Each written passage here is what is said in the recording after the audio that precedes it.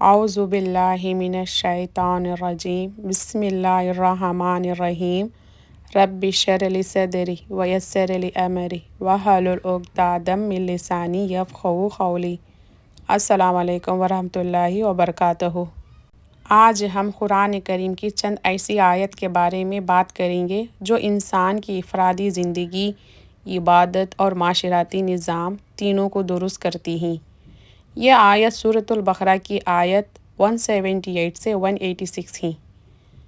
ان آیت میں اللہ تعالیٰ نے 3 بڑے موضوع بیان کیے ہیں: خصاص کا نظام، رمضان کے روزوں کا حکم، دعا کی قبولیت کا وعدہ۔ یہ تینوں چیزیں دراصل اسلامی معاشرے کی بنیاد ہیں۔ پہلا موضوع خصاص، انصاف کا نظام۔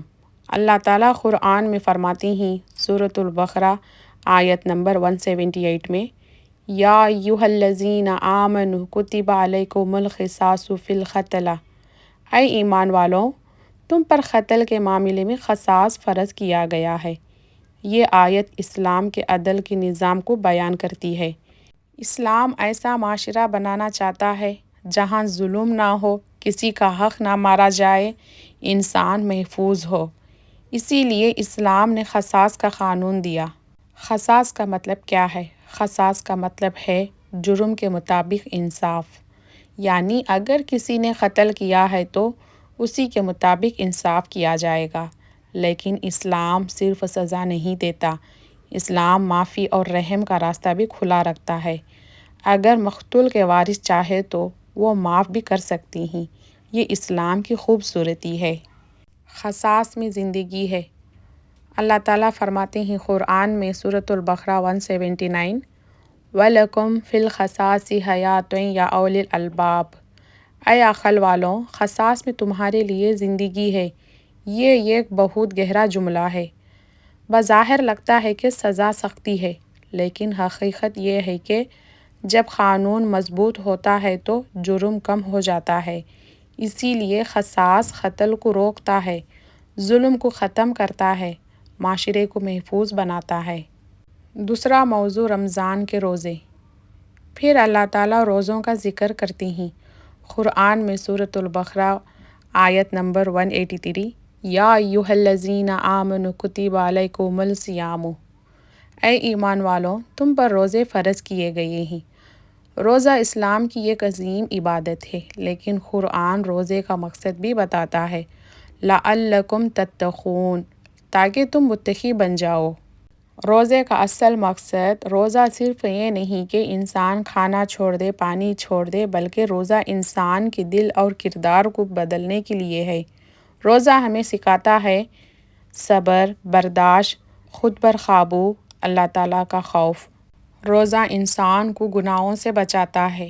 جب انسان روزہ رکھتا ہے تو وہ سوچتا ہے، اللہ تعالیٰ مجھے دیکھ رہا ہے، اسی لیے وہ جھوٹ نہیں بولتا، غیبت نہیں کرتا، ظلم نہیں کرتا۔ یہی تقویٰ ہے۔ رمضان رحمتوں کا مہینہ ہے۔ رمضان وہ مہینہ ہے جس میں قرآن نازل ہوا، گناہ معاف ہوتے ہیں، رحمتیں نازل ہوتی ہیں۔ رسول اللہ صلی اللہ علیہ وسلم نے فرمایا، جو شخص ایمان اور ثواب کی نیت سے رمضان کے روزے رکھتا ہے، اس کے پچھلے گناہ معاف کر دیے جاتے ہیں۔ تیسرا موضوع دعا کی قبولیت۔ روزوں کے ذکر کے درمیان اللہ تعالیٰ ایک بہت خوبصورت آیت نازل کرتے ہیں۔ قرآن میں سورۃ البقرہ آیت نمبر 186، وَإِذَا سَأَلَكَ عِبَادِي عَنِّي فَإِنِّي قَرِيبٌ، جب میرے بندے آپ سے میرے بارے میں پوچھے تو کہہ دیجئے میں قریب ہوں۔ یہ آیت اللہ کی محبت کو ظاہر کرتی ہے۔ اللہ تعالیٰ اپنے بندوں سے دور نہیں، وہ دل کے قریب ہے۔ اللہ تعالیٰ دعا قبول کرتا ہے۔ اللہ تعالیٰ فرماتے ہیں، اجیب دعوت الداعی اذا دعان، میں دعا کرنے والوں کی دعا قبول کرتا ہوں۔ یہ اللہ تعالیٰ کا وعدہ ہے۔ جب بندہ اللہ تعالیٰ کو پکارتا ہے تو اللہ تعالیٰ سنتا ہے۔ دعا مومن کا ہتھیار ہے۔ دعا ایک ایسی عبادت ہے جو مشکل کو آسان کر دیتی ہے، دل کو سکون دیتی ہے، اللہ تعالیٰ کے قریب کر دیتی ہے۔ نبی کریم صلی اللہ علیہ وسلم نے فرمایا، دعا عبادت کا مغز ہے۔ رمضان میں دعا کی خاص اہمیت۔ رمضان میں دعا کے خاص اوقات ہیں۔